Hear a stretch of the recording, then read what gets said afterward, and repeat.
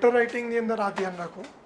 હવે હું તમને એક ફોર્મેટ, એક લેટર, એક ઓફિશિયલ ગવર્મેન્ટ ફોર્મેટ હતો. તમને અત્યાર સુધી તો જીપીએસસી 2017થી મેં નથી જોયું કે કોઈ ઇનફોર્મલ લેટર ક્લાસ 1 2 કે પીઆઈમાં પૂછ્યો ઇંગ્લિશના પેપરમાં લઈને. ગુજરાતીમાં મે બી આવી ગયા છે, ડીવાયએસઓ એસટીઆઈના મને નથી ખબર. બટ એટલે ફોર્મલ લેટર્સ હશે ને તો એની અંદર તમે એટલું રાખો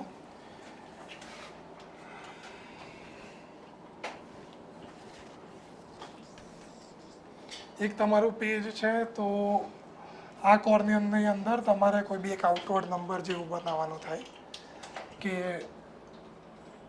ABC 2024/ પછી નંબર 109 કે ગમે તે તમે આપી દો, રાઈટ. એના નીચે તમારી પોઝિશન ના હોય. સપોઝ કે તમે તહેસીલદાર છો, તમને એવું કીધું કે તમે તહેસીલદાર છો કે મામલતદાર, તો તમારે મામલતદાર નથી લખવાનું, તમારી પોઝિશન નથી લખવાની, તમારે ઓફિસ લખવાની છે.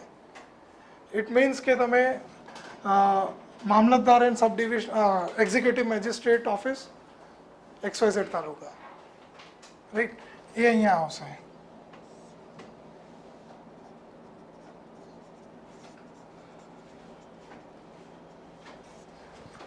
એના નીચે પછી તો ખાલી ડિસ્ટ્રિક્ટ અને ડેટ, અહીંયા ડેટ આવી જશે, રાઈટ.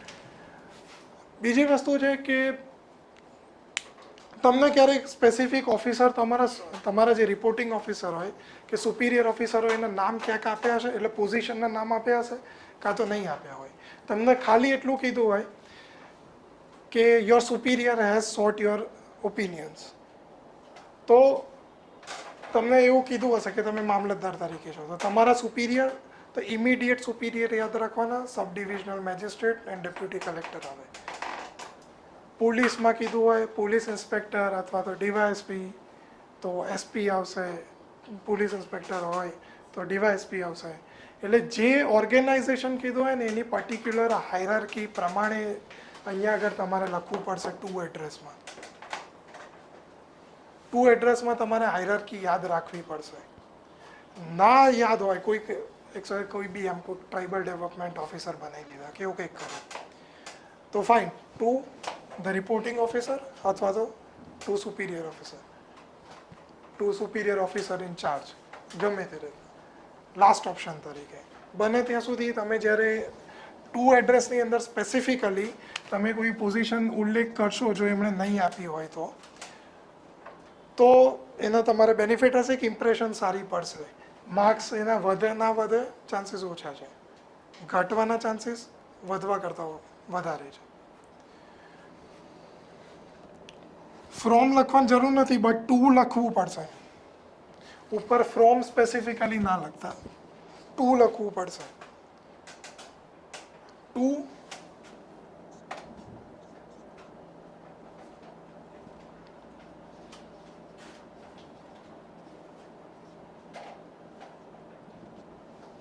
બરાબર. ઓફિસમાં તો એ જ આવશે XYZ ઓફિસ, બરાબર. ડિસ્ટ્રિક્ટ હોય તો ડિસ્ટ્રિક્ટ લખી કાઢવાનું, મેન્શન કરવાનું. અને પછી સબ્જેક્ટ અને reference. Reference is must. Reference કેમ મસ્ટ છે એનું કારણ કહું કે તમારી પાસે ઓલરેડી ઓન પેપર તમારી પાસેથી એમણે જવાબ માંગેલો છે. Government offices never work on without papers. તો જ્યાં સુધી તમે રેફરન્સ નહીં આપો ને ત્યાં સુધી તમારા ટુ ઓફિસરના જે હેન્ડલ કરતો હશે ને કાગળ એને નહીં ખબર પડે કે આ શેના જોડે ફાઇલ કરવું. તો રેફરન્સ આવી રીતના જ આપવાનું, ABC/2024 લેટર નંબર, એટલે 2024/ પછી તમે જે બી 56 70 જે તમારી ઈચ્છા એ પ્રમાણે નંબર લખીને એટલે વિથ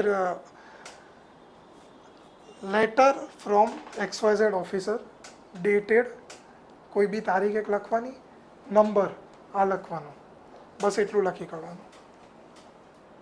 સબ્જેક્ટ તો તમારા ટાઇટલ પ્રમાણે જે બનતું હશે એ બનશે કે opinions regarding advancing health prospects in XYZ talukas or XYZ, એ તો એ એવી રીતના આવશે, રાઈટ. પછી તમે રિસ્પેક્ટેડ સર મેડમ જે બી હોય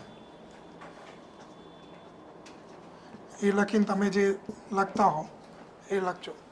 પોઈન્ટ્સ, હા ખાસ તમારા જે ઓપિનિયન્સ છે એને પોઈન્ટ ફોર્મમાં લખજો, એ પોઈન્ટ ફોર્મમાં જ લખવા પડશે.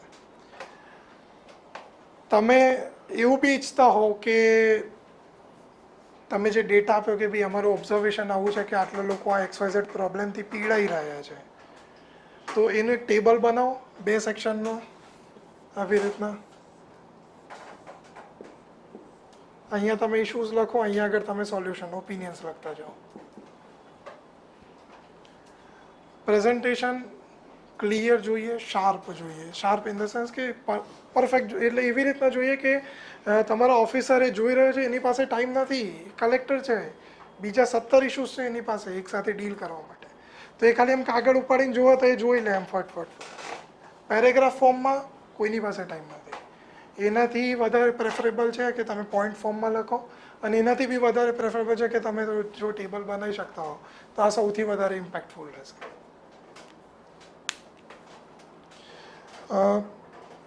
એના પછી તો ગ્રીટિંગ્સ ને થેન્ક યુ ને એ બધું આવશે. એ તમને તમારી જેટલી બી રેફરન્સ બુક્સ હોય કે બીજાના પેપર્સ હોય ને એમાં તો એ કોમન રહેશે. ઓપનિંગ ને એટલે અહીંયાનું ઓપનિંગ સેલ્યુટેશન અને ક્લોઝિંગ તો એ thank you, awaiting your quick response, કે hope my suggestions will be considered for implementation, એવું તમે ગમે તે લખી શકો કે ભાઈ ઓકે તમે કન્સિડર કરજો મારા. Okay, sincerely yours, sincerely yours preferable છે. ના યાદ રહે તો લખી કાઢો. આ જ વર્ડ યુઝ કરવાનો. કેમ કે તમે સર્વિસમાં છો, તમે તમારા સુપિરિયરને તમારે સિન્સિયર રહેવું જ પડે, એના ઓર્ડર્સ હોય એટલા માટે. થેન્કિંગ યુ નહીં. કેમ કે એણે હજુ તમારા કંઈ સજેશન સ્વીકારી નથી લીધા, રાઈટ? તો બધી જગ્યાએ થેન્કિંગ યુ નહીં ચાલે.